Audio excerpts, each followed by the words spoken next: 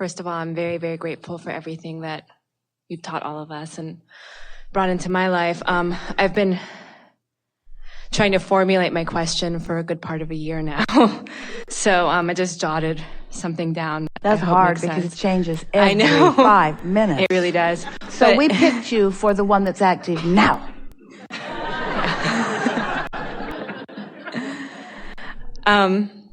Well, I'm just going to peek for a minute because my mind just went blank. But how does your belief system or your alignment affect the cells of your body? And can that alignment truly reverse or eradicate a diagnosis? Everything is about alignment. And all illness is about resistance. Sometimes resistance is the path of least resistance. In other words, we really want to talk about, in context with resistance, contrast. Because in contrast, there is clarity of what is wanted. And so, it is certain that how you feel is about what you're doing vibrationally. And the better you feel, then the more open and in alignment you are, and the more you are allowing the energy to flow. And again, it's about balance. So if you are asking for more energy than you are allowing to flow, then something has to shift. You have to find some way of releasing the resistance in order to allow the energy to flow. Our friend was talking about her dog, and we were talking a little bit about Jerry. So when you make your transition into non-physical, there is a releasing of all resistance. So if there is an assumption, and there commonly is, we're talking about 2 different subjects here. We're going to come back completely to the subject of physical well-being in just a moment. But in light of what we were just talking about, we want to put this in there as well. When you make your transition into non-physical, there is a releasing of all resistance. And all of you, as you come forth, know that you're here in these physical bodies in a temporary focus, and that you will reemerge into non-physical. So there's a misunderstanding that goes something like, if someone makes their reemergence, as Jerry did, through diagnosis or through illness, then something has gone wrong, because the outcome, certainly as far as Esther was concerned, and as far as physical family and friends was concerned, the outcome was not what was wanted. But when you step back to understand that it was always the intention to reemerge into non-physical, and that when the energy is moving faster than this physical body is sustaining, because the desire is stronger than this physical life experience is satisfying, that then even that path of least resistance is not a wrong path. So I just want to sort of stick that in. It's always something that sticks in some of your vibrational craws that goes something like, is the death experience a right or a wrong experience? And you have different opinions about it. Our friend a moment ago said, well, I don't object to the idea of death. I just object to the idea of death of someone that I care about, or someone that I care about that is so young. Mm-hmm. So you put all of your limitations upon when it's right and when it's not right, and we say it is an inevitable experience that you get to choose from your combined non-physical and physical perspective the timing of. Now back to the subject of physical wellness. Yes, the cells of your body are responding first and foremost to what you're doing vibrationally. And illness is always about energy moving faster than is being allowed. That's always what it is. It's always about energy being summoned, achieving a faster rate of energy than you are allowing. And you know that. You know what resistance is. The train that goes through the valley that Esther can see from her house in California. Every couple of years, they send a machine down that track that has a tight grip on the rails in order to clean the rails. And the resistance is such that it makes a big rooster tail that flies high into the sky. And they always do it at night. And the neighbors all gather round to watch this fascinating rooster that goes very slow, and the resistance is such that it makes big sparks. It's really fun to see. So you understand resistance. Resistance is the slowing of energy. It's a slowing of something. So, yeah, the answer is yes. So then what are you going to do about it? What do you do about resistance? If we were standing in any of your physical shoes, we'd get out ahead of it. We wouldn't wait until, and it doesn't matter if something is happening, but we wouldn't wait until some evidence of resistance is there. We'd get out ahead of it and just make sure that we're flowing freely. Mm-hmm.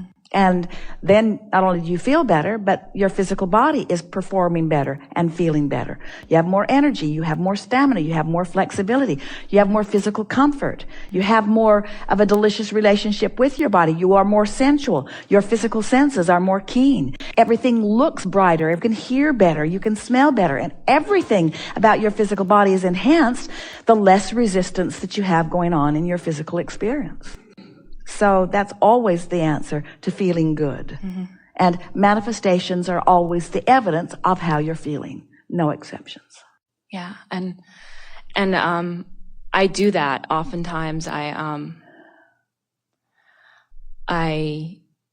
reel it in and I just think about how I feel now. And most of the time when I think about how I feel now, I feel great.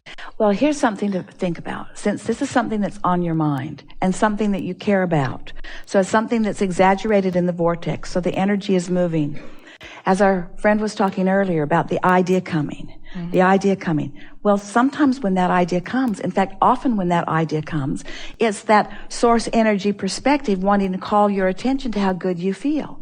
In other words, are you starting to understand the difference between setting a goal and saying, I'm going to think about this and I'm going to do these things, and instead of that, intending to feel good and doing your best to feel good as best you can, and then noticing the thoughts that are coming. Esther said to Jerry one day, I think about you all the time. And he said back to her, how do you know it's you thinking about me and not me thinking about you? Now that's really worth thinking about. That's really worth thinking about. So when these ideas occur to you, when an idea that feels good occurs to you, don't nitpick over whether you thought about it or whether Source thought about it, because in the majority of cases, in fact, in every case, it's Source thinking about it. It's Source comprehending it. It's Source knowing it. And it's you being vibrationally up to speed with it. Don't you love knowing that? I just felt what Source feels about my body just now. That's what inspiration is, you see. So we know, in the beginning, we called this gathering the science of deliberate creation. And you all got so carried away with it. Deliberate. We said the basis of this philosophy is freedom and growth and joy. It's the basis of your life. And you said, yes, freedom and growth. Freedom and joy and growth. We say, yes, expansion is the inevitable outcome of all of this. But if you will put your attention upon the joy, then everything else will take care of itself. The freedom will be felt by you. The expansion will be enjoyed by you. But it's all about the joy. So then we stopped calling it the science of deliberate creation because you got so human about it. You made it hard. You made lists. You got too much on your to-do list and not enough on your to-feel list. You got too much on your action list and not enough on your energy list. You cared too much about what you were observing and not enough about what you were feeling about what you were observing. So then we began calling it the art of allowing, and it is an art. It is an art because it's something that you practice and you get better and better and better and better and better at it. And now we're explaining to you that as you sift through this magnificent variety, that it causes you to identify all kinds of things that you want. But you're usually, in fact, rarely vibrationally up to speed with these new things that you're identifying because they're born out of your awareness of contrast. And so you know what you don't want and what you do want, and you know what you don't want and you know what you do want, but you're standing in the not yet manifestation of it, and so you're flowing this rocket of desire, but you're not up to speed with that rocket of desire, but you've put it in the vortex and Source is on it, and law of attraction is responding to it, and the cooperative components are being gathered. Here it all is. It's being gathered. And so now the only question is, thus the title, Art of Allowing, what's your relationship with this vortex? Are you allowing it or are you denying it? Are you allowing it or are you resisting it? And you can tell by the way you feel whether you're up to speed with it or you're not. So now we want you to not worry about anything, and we want you to try to get up to speed with the vibration. Well, how do I know if I'm up to speed with it? Well, first of all, it'll manifest, but then there's no point in talking about it because you really know it. Once it manifests, it's done. It's really done before it manifests, but you don't want to call it done until it manifests. So how do you know you're up to speed with it? Well, you can tell by the way you feel. So then you say, okay, we'll care about how we feel so that we can get the stuff out of our vortex and into our life. And we say, that's not what we meant. It is what happens, but it's not the way we want you to look at it, because when you look at it that way, now your awareness is on the fact that it's in the vortex and not out here where you can see it and hear it and smell it and taste it and touch it. So now once again, you're introducing resistance into the subject because you're keeping score of the manifestation. So now we say, if you will just focus on how you feel, if you will care about how you feel, if breathing deep feels good to you and you will do it regularly, you'll practice the ownership of a high vibration. If quieting your mind feels good to you, you will practice the vibration of a higher vibration. You want to practice absence of doing that thing you do that brings your vibration down. So then we resurrect this old analogy that we offered in the very beginning days that Esther was allowing us to flow through her in this way. You're like a cork bobbing on the surface of the water. That cork is up there in that high, good feeling, high flying, non-resistant vibration, bobbing on the surface. In this analogy, that's pure positive energy.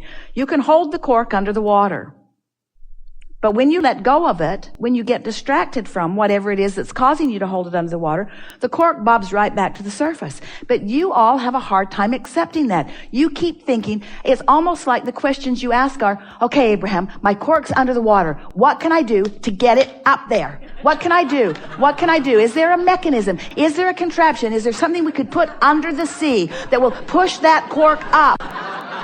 What can I do to get that cork to go up? Because it's under the water. And we say, let go of it. And you say, oh, that's far too simple. There's got to be way more than that. Anybody can just let a cork float. I've paid $195. Anybody can let a cork float. I don't know what to do.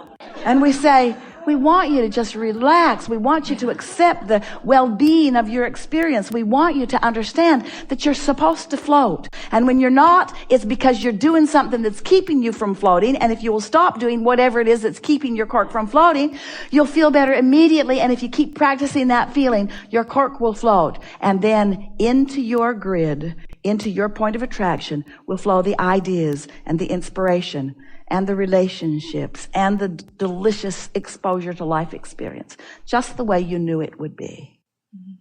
Really good. Thank you. Yeah.